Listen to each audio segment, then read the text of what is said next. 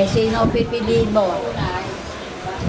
Nang malamang kami dalawa ni Ma'am, ibang ano na, ginagabihan na, namulong na sa amin. Namulong na. Oo. Sabi, sa ano, ang kasal daw namin eh, bagong taon. Aba, hindi inabot na bagong taon. Oh. Nanggaling ako ng palengke, namili ako. Hinarang na ako ng kalesa. Oh. Pinasakay na ako sa kalesa. Oh. Yan nga, dito kayo kanasal. Hinuha ko sa NSO, walang record sa Lola. Oh, yan paano? Protestante. Ay, di, isinama na ako. Walang record sa ano si Lola. Tinanang ka na pala. Oo. Sumama na ako sa kanya. Ang kailan ng Pero birthday? hindi mo gusto. Gusto mo. Ay, gusto ko na. Kaya ka pala sumama eh. Gusto mo. Ang kanyang wedding anniversary. Hindi mo magustuhan. Noong mambulong, lolo't lolo niya kasama. Oh. Nanay, tatay. Oh. Yung dalawang hipag ko na babae. At dalawang bayaw na lalaki. Basang pamilya. Di walo na ano. Oh. Kasyam si Momoy na nagkakagusto sa akin. Oh. Eh, bakit hindi pa yun ang pipiliin mo? Okay, maganda lalaki naman ano. Ba, hindi ako natingin na maganda lalaki. Basta yung mabait, Ah. masipag, nakaw, bali sipag. Kaya madaya ang anak, masipag talaga. Masipag talaga. Talagang masipag. Ita-televise ba yan, kuya? Bago naman namatay, tapos nang high school na yung aking anak na malalaki. Buhat kay Abel. Si Abel, si Laon, si Wale, si Lando, si Wale, si Lord, si Rosie. Ito yung panay high school graduate na. Bago namatay ang kanilang tatay. Pero ito na bahay namin.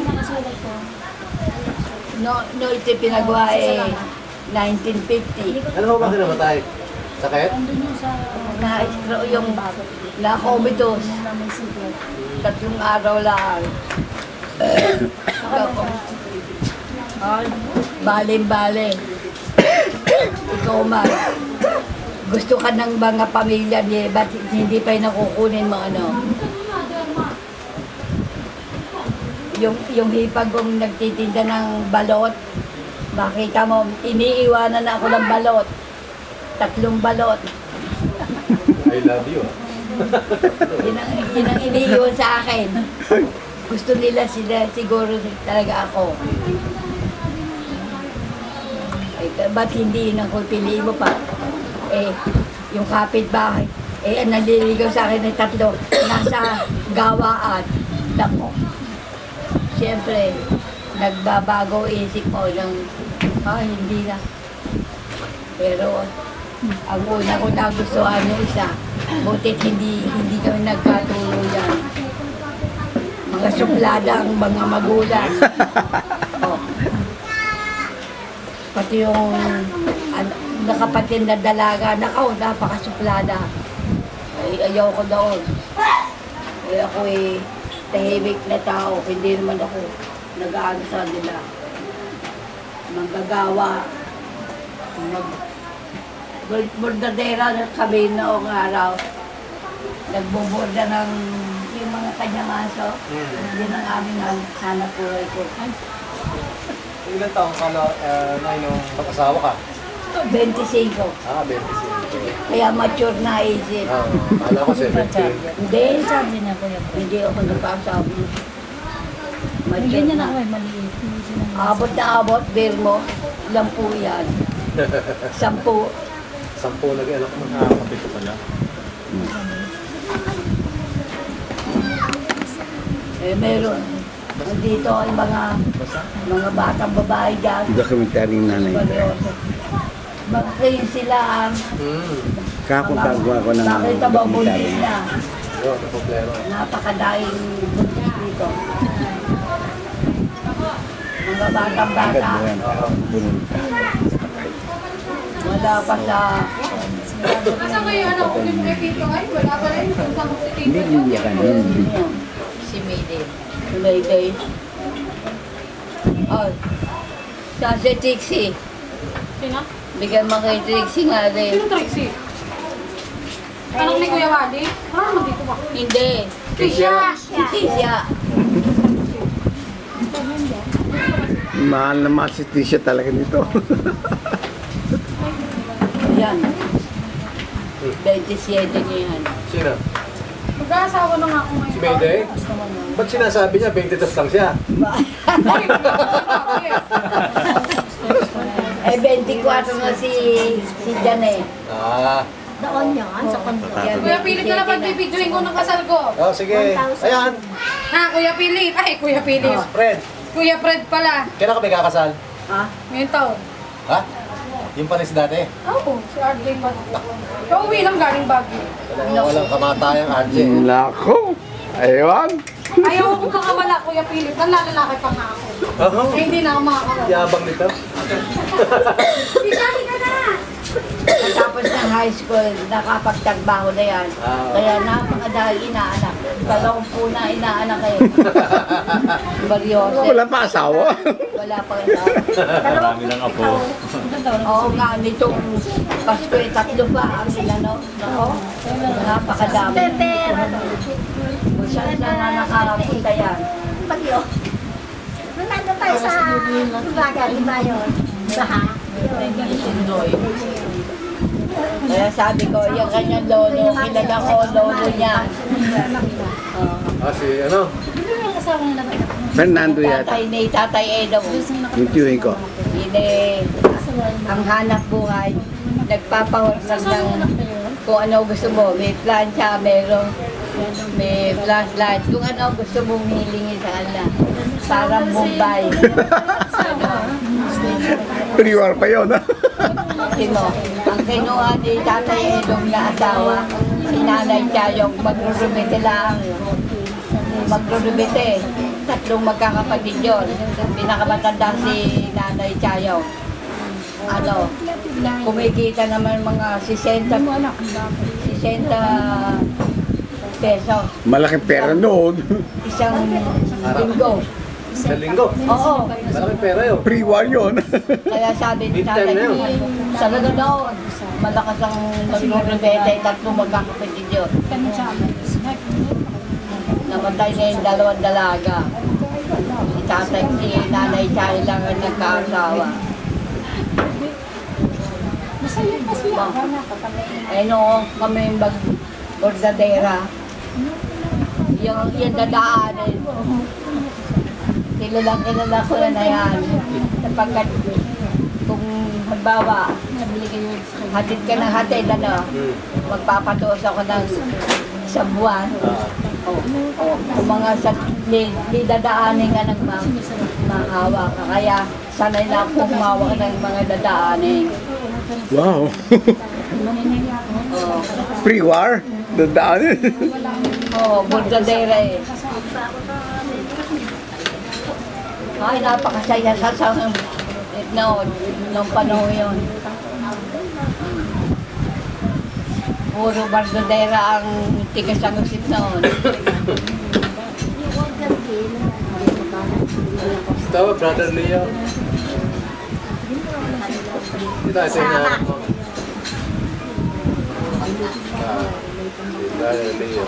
Ito, De La Paz, anong binyang ni San Jose, barangay din yun eh. Daw, sabi lang sa Jose. So, De La Paz. Dito sa gitna, Paterno. Doon sa pangadlaw sa Jose. Doon, tigaroon ako sa San Jose.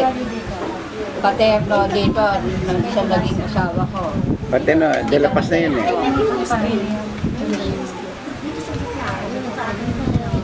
Kasi talagang mapipili mo rin talaga ang gusto mong maging kasama sa buhay mo.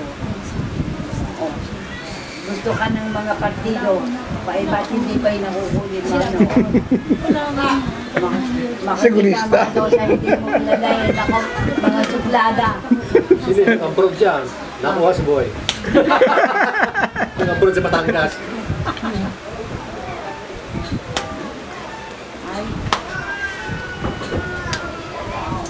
Eh, kaya gusto nyo magbibida ako eh. Talagang totoo. Lahat ang sinasabi ko. Hindi, bola. Ay. Wah. Ah. Eh, dahil kung ano, mag-asawa po ulit kayo. Aba, hindi na. Magkakatagiyan. Pakakasalan kayo sa lahat ng simbahan. Ay, nako, miskin. Lahat. Ayaw ko na. Hindi ka na makakakuha ng katulad ng naging asawa ko.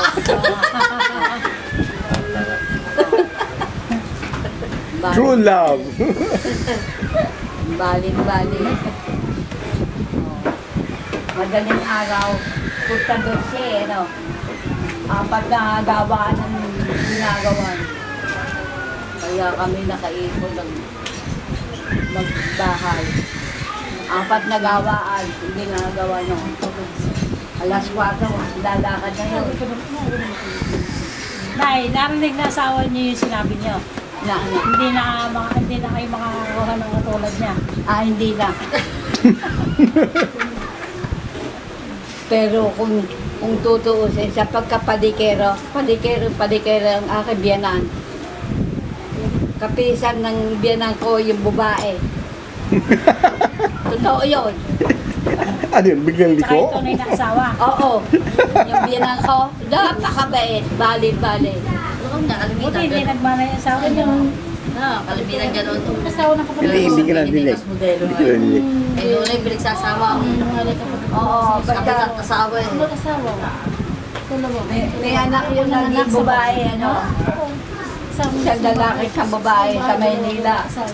O, pagkano lahat ng umuwian dyan. Parang baliwala sa kanila. Ay, bali-bali ng bait naman ng biyanang ko babae. Wala ka nang tutulad ako. Ako pala na. Nakabaitan ng biyan. Ba't talaga totoo? Mayroon sasabihin, maghapon lamang anin mo, biyanan mo. Ako hindi. Nanganak ako eh. Sa kanya, unang apo. Isang buwang hilod na buong katawan. Kalating buwang hilod ng sikmura. Kinulong ako sa kwarto. Pinausukan. Ako, bali-bali na ako. Sa buong ilaw. Oo. Siyang buwan, buong katawan, hilot. Kalating buwan, puro sikmura. Umagat hapon. Hindi naman. Araw-araw lang. Araw-araw. Bago kinunong ka tatlong sa kwarto. Para ba sinisigang ka. Pinausuhan. Oo. Kaya, at ang Ngayon, linggo na. Noong linggo. Araw. aba dito, 1 linggo lang, naliligo na sa moto. Eh ako'y 2 buwan eh. Oy, magtatalok po ka muna, wag ano, may tindahan sa silong eh. Eh, may balkonahe. O, wag kang lalabas na hindi ka magpapahin ng langis. Nako, bali. Kaya napaka-dait ng biyanan ko. Nako, wala nang tutulad doon. Ba't nabalot ka pa dyan? Medyas pa. Sa Diyos na nanakot ka sa medyas. Jacket ko pa. Pajama. Patong ko. Hindi na pwedeng mag-ano eh. Sleeveless. Ngayon, makita mo mga anak. Hindi, Nakashirt na nakachambra maiksi. pa, nakasaya. Nakachu. Pag nakita naging suot ka gano'n, short. Ayun nga, yun ano namin sa pamilya. Bata. Wala niya alam mo may sabi. Sasabihin, nahangin na. Oo, nabina. Yun. Eh, bigo mo muna taga Malaban, nilagyan pa naman ng kwintas na yung parang tatsyo na kay Philip na malaki.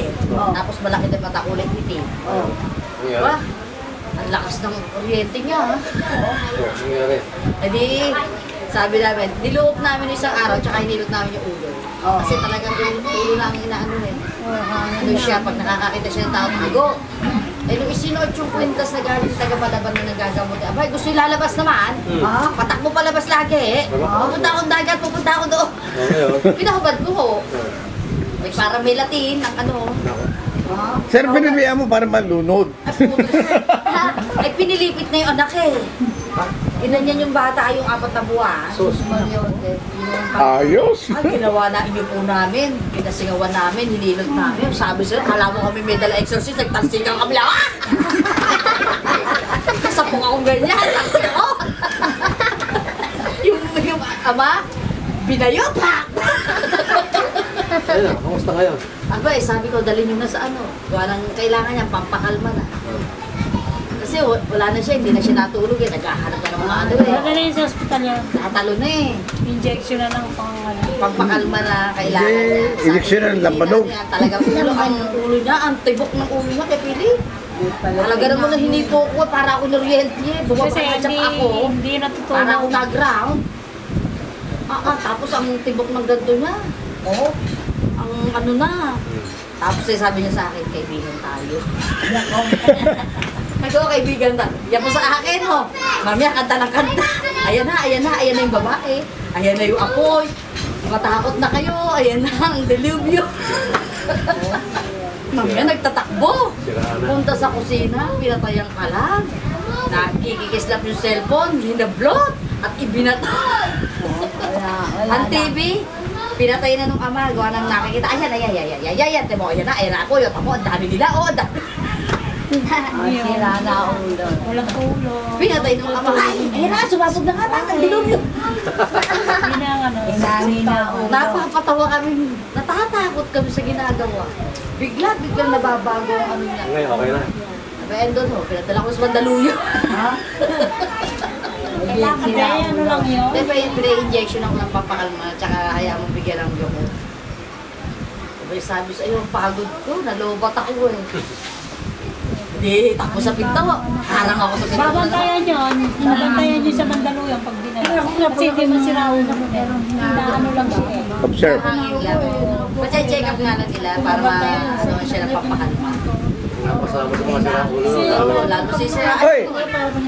Sa akin papuntahin. Sa akin kaharian. Iumihi. Ayan na. Wala umiihi. Wala na, patay na nga po. Yan na masaya. Nagtakbo sa CR. Lumabas, subo na. Sira na ulo. Diyos ko. At yung pantalon, itinapon sa bintana ng bukid. Tapos yung anak, kinukuha na naman. Hindi nila ibigay yan. Nakatakit na siya eh. Saktan niya na. Yung isang taon, ginabit, talsik. Kasi yung isa ng mga anak na panganay, mama, niyaya po siya. Eh wala na sa sarili. Ay kung wag ka nang lumapit sa mga mamo at baka ikaw kung ano mangyari sa iyo. Kami naglilipadan eh. Nakita yung pinto, ayan na! Sugod na naman oh. Humara ako sa pinto, pagdating ko sa pinto, ginaya na. Puta yung may itlog. Ay kung ano tapot-tapot ko, sabi ko. Malalakas kasi yung Saan lugar yun? Sa pamilya, sabi ko nga. Pangin? Oo, kung dadating kayo, yung pala eh, dinala na nga. At hindi na nga talaga kaya. Hindi sila makakatulog eh, trabaho nila sa palengke. Kaya mga bata eh, nakakaawa.